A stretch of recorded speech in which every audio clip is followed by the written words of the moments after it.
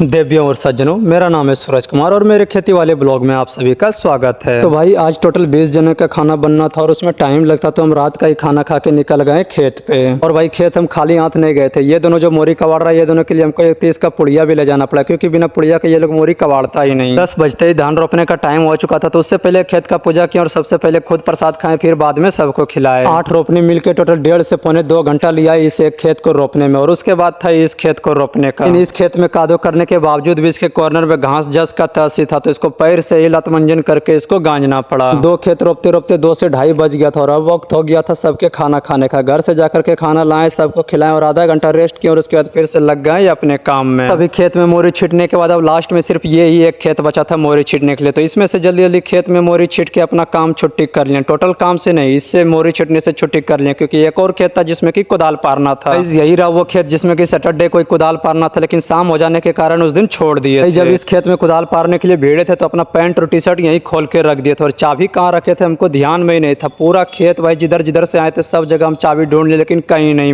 मिला। तो फिर अपना एक लंबा सांस लिए और उसके बाद दिमाग को रिवाइंड किया और याद किया कि कहाँ रखे। तो इतना याद था कि कहीं पे हम किसी लकड़ी में चाबी को खोसे, और देखो भाई ये चाबी कहाँ था। भाई अभी भगवान जी को 1 किलो लड्डू गछ ही रहे थे कि उससे पहले चाबी मिल गया, तो हमारा लड्डू का भी पैसा बच गया और ये ब्लॉग भी खत्म हो गया। मिलते हैं अगले ब्लॉग में।